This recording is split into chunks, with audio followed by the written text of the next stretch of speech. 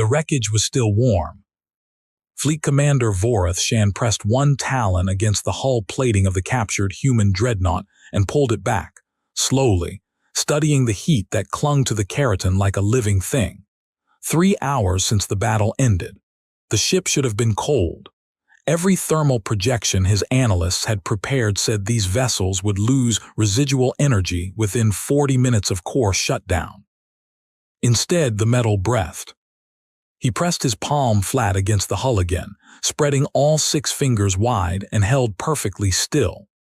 Around him, his boarding team stood frozen in the cargo bay of the Inexorable Patience *, waiting for the commander to name what he was feeling. None of them spoke. In the Sovereignty's fleet doctrine, you did not interrupt a commander's first contact with a captured vessel. It was considered an act of epistemological violence, interrupting the body's effort to understand before the mind could distort the input. Vorath held his palm against the warm metal and thought, this ship was never meant to win. He didn't know yet why he thought that. He filed the thought away. Outside the viewport, the debris field of 17 human warships hung in permanent silence against the brown dwarf's light, twisted architecture, vented atmosphere frozen into crystal curtains, crew compartments cracked open like seeds.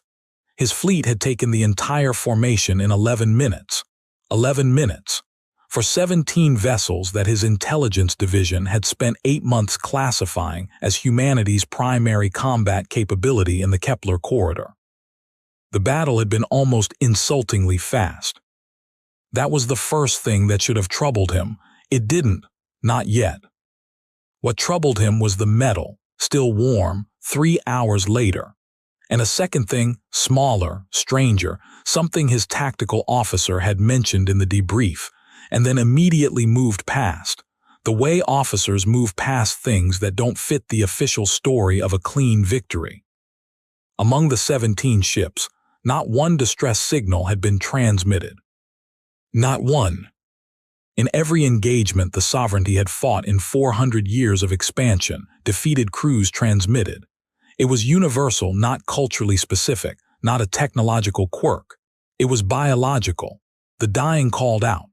Every species with a central nervous system capable of registering mortal threat produced some signal, some frequency, some desperate output in the final moments. It was practically a law of the galaxy. The humans had said nothing. Vorath withdrew his hand from the warm hull, turned to his second, Assessor Drellick, and said the only thing that mattered. Find me the communications logs.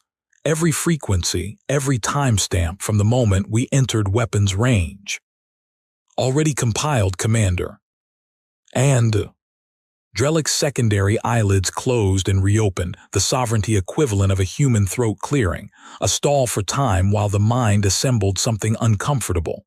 17 ships, combined crew of approximately 9,000 personnel. Duration of engagement, 11 minutes 4 seconds. A pause. Internal communications only, crew to crew, deck to deck, nothing outbound. Nothing. Not one signal, Commander. Not to their homeworld, not to other human fleets, not to neutral relay stations. They fought in total external silence. The cargo bay held its quiet. Somewhere deep in the captured ship, a cooling pipe contracted, producing a single metallic groan that echoed through the hull and died. Vorath looked at the warm wall. This ship was never meant to win. Pull the navigational cores, he said. I want to know where these ships came from, where they were going, and what their original heading was before we intercepted them. He paused. And I want to know why this hull is still warm. The navigational cores took 6 hours to crack, which was itself unusual. Human encryption architecture was not supposed to present meaningful resistance to Sovereignty decryption arrays. The intelligence files on human computational systems rated them at approximately 60% of Sovereignty equivalent capability. The cores took 6 hours. The arrays rated the resistance as equivalent to 91% of Sovereignty capability. The discrepancy appeared in a footnote of the decryption team's report, flagged as a possible calibration error in the rating software. Vorath read the footnote 3 times. Then he read the navigational data. The 17 ships had not originated from any human colony world in the Kepler corridor. They had originated from a dead system, a system human records listed as uninhabited, resource depleted, without even a permanent monitoring station. The system was called, in human designation, Lacal 9352. It contained one dim red star, 2 barren rocky planets, and absolutely nothing of strategic value. Vorath stared at the coordinates for a long time. Why, he said, to no one in particular, would humanity's primary combat fleet stage from an empty system? His tactical officer, Subcommander Yeth, offered the logical answer. Concealment. They anticipated our approach vector and repositioned to avoid early detection.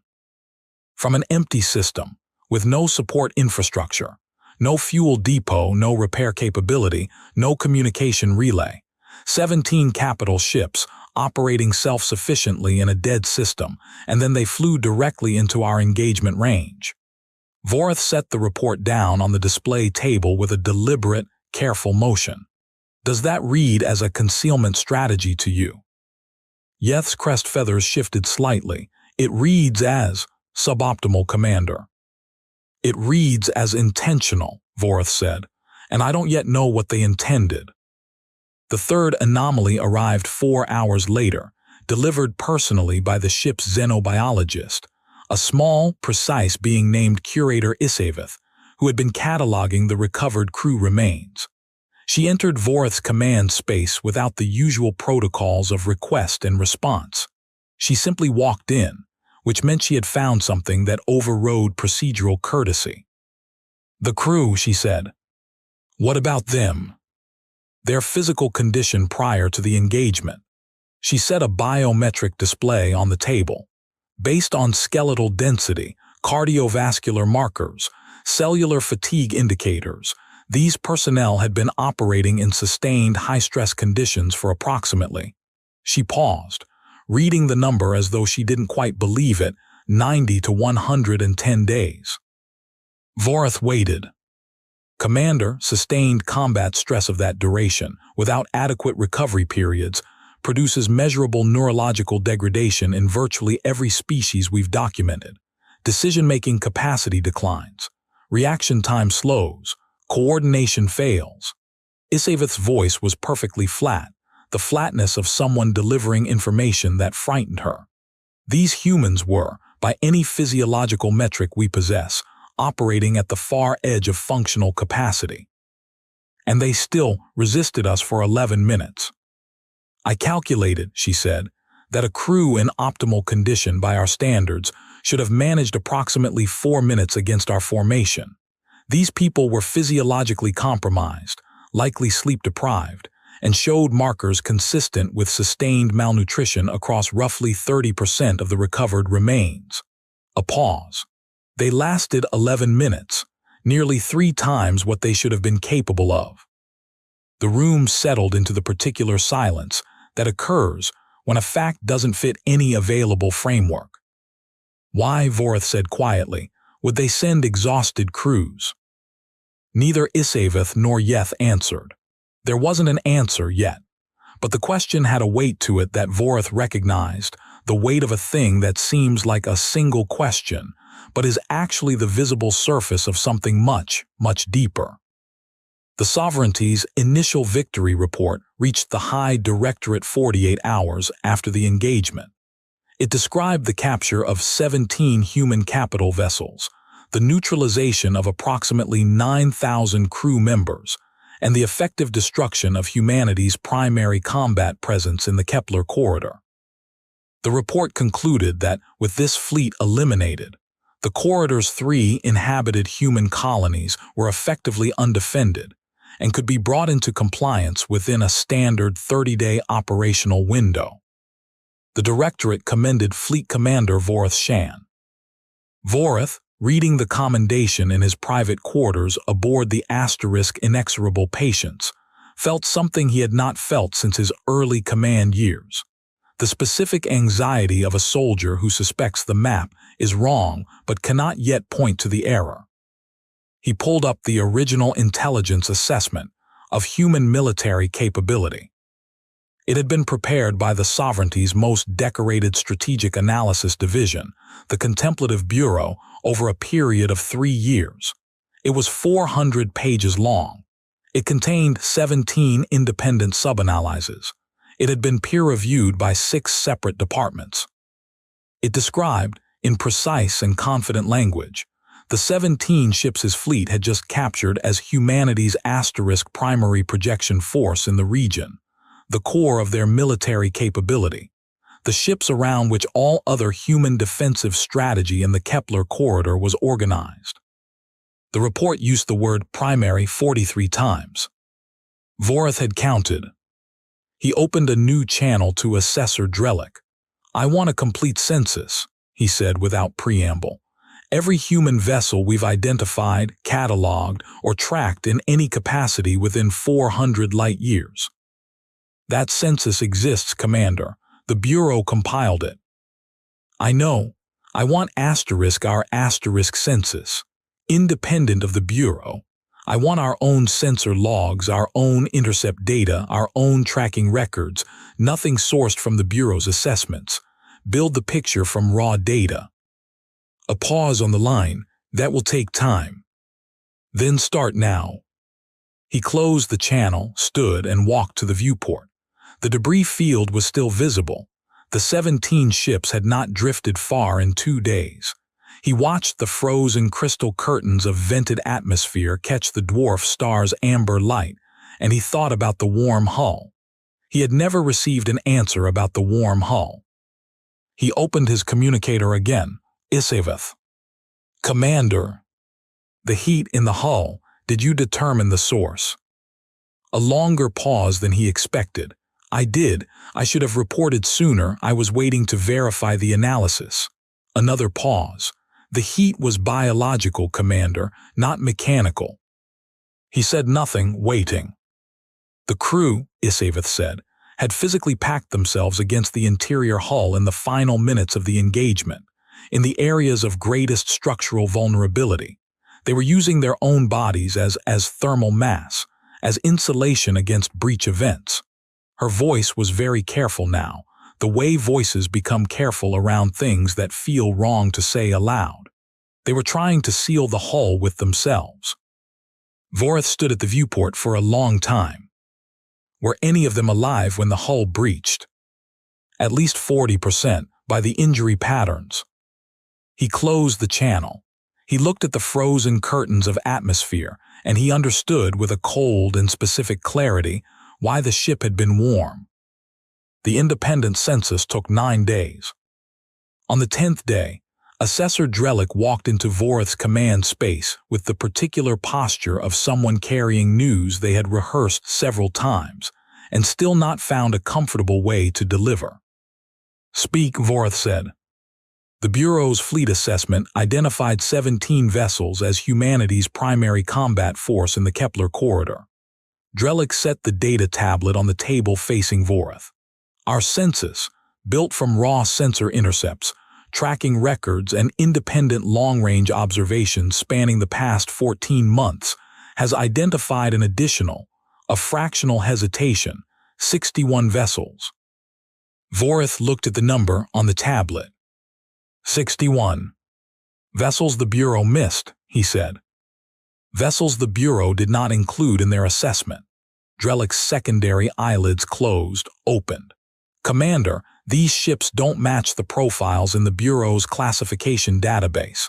They're not configured the way the Bureau's models predict human warships should be configured. Different energy signatures, different movement patterns. They don't travel in formations the Bureau's algorithms recognize as military." "What formations do they travel in?" "Civilian patterns mostly, freight convoy spacing, survey expedition clustering. Some of them have been transmitting what our systems initially classified as commercial cargo manifests." Drellick paused. "But when we built the raw data overlay, when you look at the distribution of these vessels across the corridor, the spacing, the positioning relative to our own fleet movements, Another pause. Commander, they're not cargo ships. They're distributed in a pattern that can only be described as a net. The word sat in the air between them. A net. Not a battle line. Not a defensive perimeter. Not anything the Bureau's models had a category for. A net, a shape that presupposed something would try to move through it and had been laid in advance of that movement. When was this net laid? Vorath asked. The oldest positioning data we have is 14 months old, but some of the vessels show wear patterns consistent with much longer deployment. Drellick's voice dropped slightly. Commander, we believe some of these ships have been in position for over 2 years. 2 years. Before the Sovereignty had even formally designated the Kepler corridor as a target of expansion interest. They knew we were coming, Vorath said, not a question.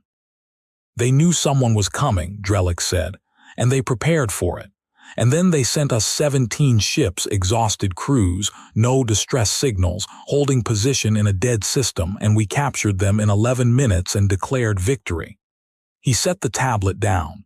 Commander, I think we were supposed to capture those ships. The silence that followed was a different kind than before. Not the silence of a room waiting for an explanation. The silence of a room understanding, all at once, that the explanation was worse than the confusion. Vorath Shan spent 3 days reviewing everything his fleet had done since entering the Kepler corridor. Every action, every sensor sweep, every communication. He was looking for what they had transmitted, not what they'd received, but what they'd sent, because the humans had known they were coming, and the only way to know that with such precision was to have been listening. On the second day, he found it. Every standard-issue Sovereignty fleet communication used a rotating encryption key that changed on a fixed schedule. The schedule itself was considered classified. The Contemplative Bureau had rated the probability of any non-Sovereignty species decrypting the schedule at less than 3%. The humans had not decrypted the schedule. They had done something different, something that made Vorath feel a specific and novel flavor of unease when he understood it. The humans had not tried to break the encryption. They had simply recorded every Sovereignty transmission in the region for the past several years and mapped the patterns of asterisk behavior that accompanied different communication volumes. Not the content. They couldn't read the content. But they'd learned that high-volume transmission bursts preceded fleet repositioning by an average of 6 to 9 days. They'd learned that specific frequency combinations appeared in the 12 hours before a fleet entered engagement range. They'd learned to read Sovereignty military intention not from words but from rhythm. They had learned to hear music in static. They've been reading us like a language, Vorath told Isaveth, because she was the only member of his staff he trusted to understand the full weight of what he was describing, without ever accessing a single word of actual content. They built a behavioral dictionary of our movements, and they've been fluent in it for I don't know how long. Isaveth looked at the transmission analysis displayed between them. Commander, she said slowly, if they could predict our fleet movements with sufficient accuracy to preposition 61 ships across the corridor, and to specifically send 17 vessels to a position where we would be certain to intercept them, she stopped. Say it. Then they didn't just know we were coming. They chose asterisk where we would capture those ships. They chose the engagement location. They put those 17 ships exactly where they wanted us to be. Her voice was very quiet now. We didn't intercept them. We went to where we were directed. Vorath looked at the map of the corridor. The debris field was there, amber-lit and still. The net of 61 ships was there, overlaid in the blue notation of his independent census. And there, at the center of the net, at the exact point where his fleet currently sat, surrounded on all sides by vessels that had been waiting for 2 years. Where are we? He said. He ordered evasive repositioning within the hour. The fleet moved cautiously, methodically, because a fleet doesn't sprint, and for 11 hours nothing happened. The 61 ships remained in their positions. Nothing closed in. Nothing fired. Vorith began to think perhaps Drelik's analysis of the net was a pattern his own anxiety had imposed on ambiguous data. Then the first communication arrived. It came not on any military frequency.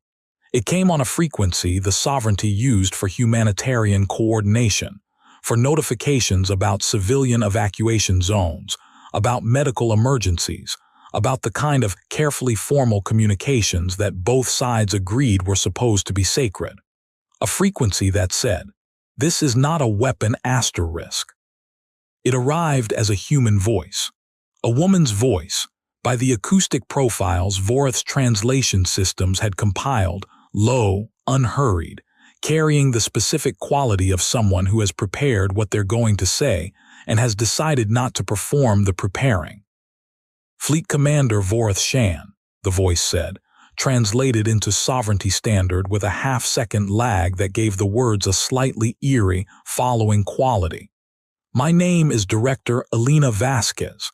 I'm the commander of what your intelligence divisions have labeled the Kepler Defense Consortium. I'm speaking to you from a ship you haven't found yet. I wanted to give you the chance to find your own way to the next part of this conversation, but we've been watching your fleet repositioning for the past 11 hours, and I think you've earned a shortcut." A pause, not an uncertain pause, but a waiting pause, a pause that was making space for what came next. "You didn't capture our fleet, Commander. You captured our oldest ships, crewed by volunteers. You captured them because we needed your fleet to be exactly where it is right now. I want to explain why. Because I'd like very much for us to arrive at a solution that doesn't require you to discover the rest of it on your own." Vorith sat for a long moment, looking at the translation feed. "Volunteers," he said. 9,000, Drelik said very quietly. 9,000 people, who had sat in a dead system for how long? 90 to 110 days of sustained physiological stress, who had flown directly into a sovereignty fleet without transmitting a single distress call, who had used their own bodies against the hull at the end. "Volunteers." Vorith pressed the response key.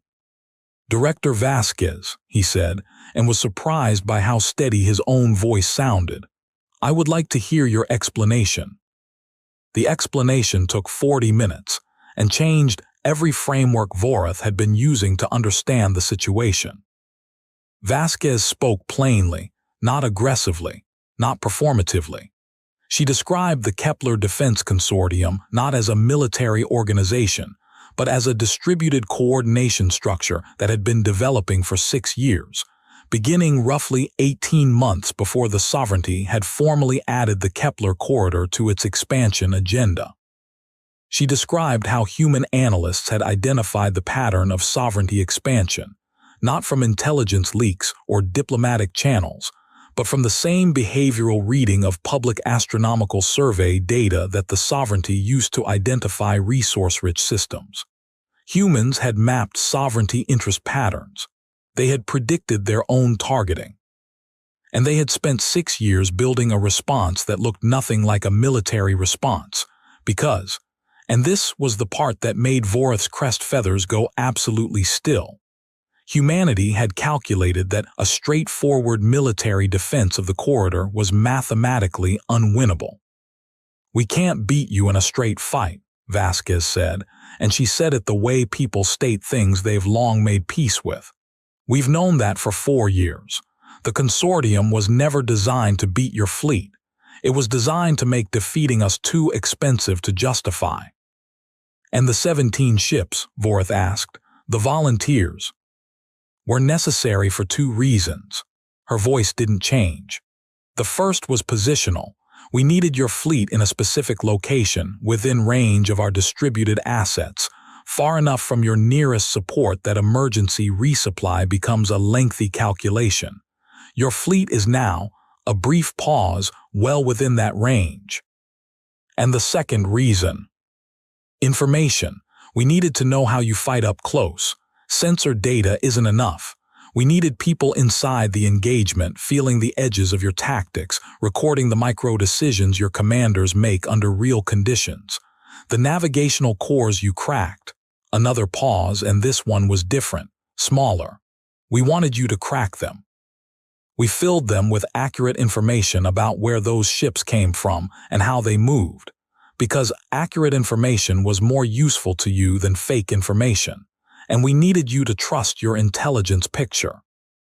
Vorath understood then why the encryption had offered 91% resistance instead of 60%. Not because human encryption was better than rated. Because they had wanted him to work for it. The data was real, he said. The data was real and incomplete. Her voice was calm. We showed you the thread we wanted you to pull. He stared at the communication terminal. Around him, his staff had stopped pretending to monitor their stations and were simply listening. Director, he said, the volunteers, the crews of those 17 ships. He paused. Did they know the navigational cores would be used this way? Did they know what they were carrying? A silence, the first real silence Vasquez had allowed herself in 40 minutes. Yes, she said. They volunteered specifically because they understood what the mission required. We were not short of people willing to go. The asterisk inexorable patience held its silence for a very long time. Vorath thought about the warm hull. He thought about 40% still alive when the breach happened. He thought about Isavith's careful voice saying they were using their own bodies as thermal mass asterisk. He thought about 90 to 110 days of physiological stress, and not one outbound signal, and 17 ships materializing in a dead system, and 11 minutes, and the word volunteers, and the phrase we were not short of people willing to go. Why are you telling me this? He asked. Because, Vasquez said, the next part is going to be difficult to watch, and I'd rather you understood the context before it started. I'm trying to give you the chance to make a different decision than the one you'd make if I let you discover everything yourself. What's the next part? The answer came without hesitation and without performance, and in the voice of someone who had made a genuine and costly peace with what she was about to say. We've been running this same operation in 4 other sectors simultaneously. Your fleet isn't the only one that followed the thread we put out. The consortium has been positioning assets around 5 separate sovereignty formations for the past 8 months. You're all currently, and here, finally, the weight of it all arrived in her voice, not as fear but as a kind of exhausted precision, inside the net. 5 fleets. Not 5. Vorath looked at the sensor display showing 61 unclassified vessels arranged around his fleet. He did the arithmetic. 5 times that number, distributed across 5 engagement zones, pre-positioned over 2 years, crewed by volunteers, coordinated from ships that sovereignty intelligence had classified as cargo haulers. And then he thought of something else, something that hadn't occurred to him until this exact moment, because his mind had been so occupied with the tactical geometry that he'd stopped thinking about the fundamental question, the first question. The question that every fact since the warm hull had been quietly pointing toward. Director Vasquez, he said slowly, your 17 ships, the volunteers, you said they were your oldest vessels. They were. And the 61 ships my census identified around my current position, are those old as well? A pause that lasted exactly long enough to confirm the answer before she gave it. No. What are they? They're what we built, she said, while you were watching the ships we wanted you to watch. The sensor display flickered once, a calibration artifact, probably. And in that half-second of display refresh, Vorath Shan experienced the specific cognitive dislocation of a person who has been looking at a picture and has only just understood what the picture is actually of. The Bureau had spent 3 years studying human military capability. The Bureau had identified 17 ships as the primary force and rated all others as commercially negligible. The Bureau had been watching the ships the humans had been showing them. For 3 years, the humans had managed the sovereignty's attention for 3 years. How many? He said. Vasquez answered, and the number was large enough that the translation software, for the first time in Voreth's career, rendered the pause before the numeral as a unit of its own, a moment of breath before impact. The engagement that followed, if it could be called an engagement, lasted 9 minutes. It was not a battle. Battles required both sides to be attempting the same objective. The Sovereignty fleet was attempting to survive and extract. The consortium fleet, emerging from its distributed positions across the corridor, was attempting to ensure that extraction required a decision. The decision was surrender or be encircled. Voreth did not order his ships to fire, neither did Vasquez. In the 9 minutes during which the geometry of the situation resolved itself into unmistakable clarity, the only communication that passed between the two forces was a second message from Vasquez, shorter than the first. "You fought well," she said. "Your people have fought well. I want you to know that we're not asking for territory and we're not asking for tribute. We're asking for the corridor to remain ours.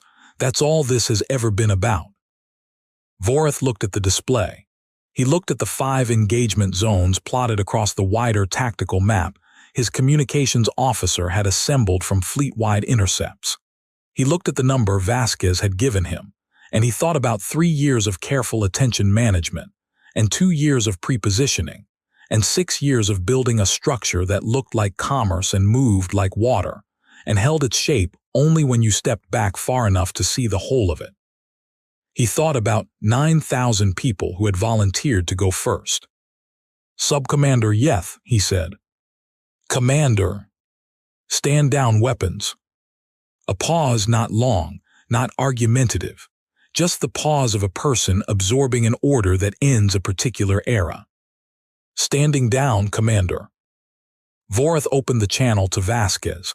"Director, I have a question." He waited, and when she indicated she was listening, he asked it. "The volunteers, the 9,000 people on those 17 ships, the ones who knew what they were carrying, who knew how the mission would end." He stopped, reformulated. "Did any of them ask to be deployed somewhere else, given the choice again?" The silence stretched long enough that he began to wonder if the channel had dropped. "Some," Vasquez finally said. "Not many, fewer than you might expect." "Why?"